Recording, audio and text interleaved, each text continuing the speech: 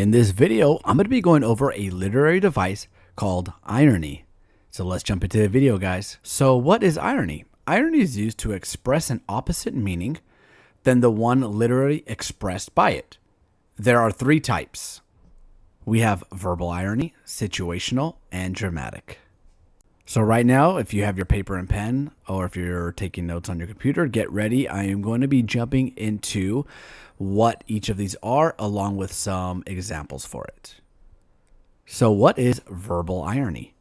Verbal irony is when someone says something but means the opposite.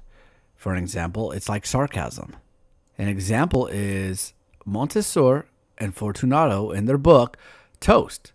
Montresor says, "And I, Fortunato, I drink to your long life." The reader knows this to be false because Montresor wants revenge by killing Fortunato, but he is unaware of the real meaning of his toast. Situational irony. When something happens that's the opposite of what was expected or intended to happen. A boy wakes up late for school and quickly rushes to get there.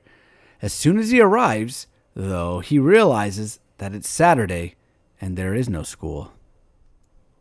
What is dramatic irony? Dramatic irony is when the audience is aware of the true intentions or outcomes while the characters are not. As a result, certain actions and or events take on different meanings for the audience than they do for the characters involved. So, in Romeo and Juliet, Romeo commits suicide in order to be with Juliet because he walks in and he finds her not breathing. However, the audience knows that Juliet is only sleeping after taking that elixir. So Romeo doesn't know this while the audience does. So what ends up happening is Romeo takes his life. Juliet wakes up, sees him, and is sad. So she also takes her life to join Romeo.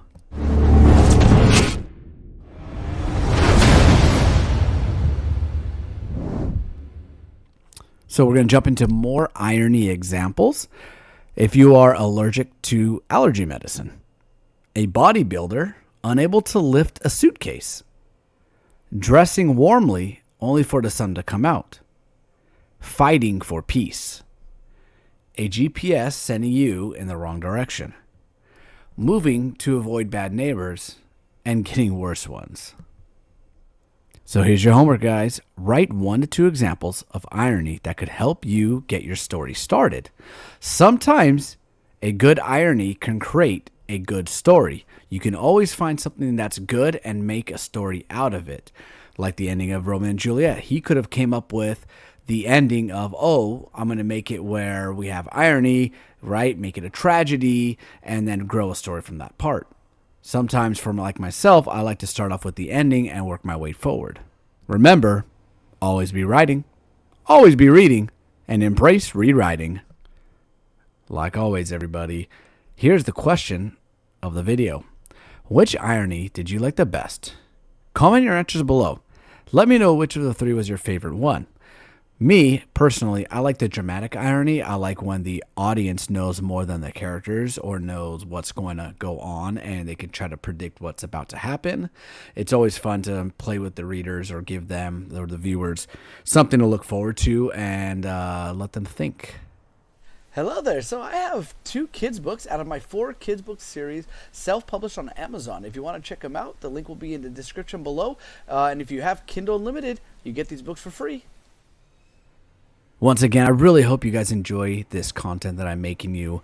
This is Creative Writing Lessons. This is where I give tips and tricks to write a successful story for beginners. And as always, if you guys want to continue learning, I have a playlist right here with more literary devices that you can learn more to help make your story grow. If you want to check out some character development, because every story should be focused on a character. And like always, do not forget to like this video and subscribe to my channel so I can continue pumping out this amazing content. I'll see you guys on my next video.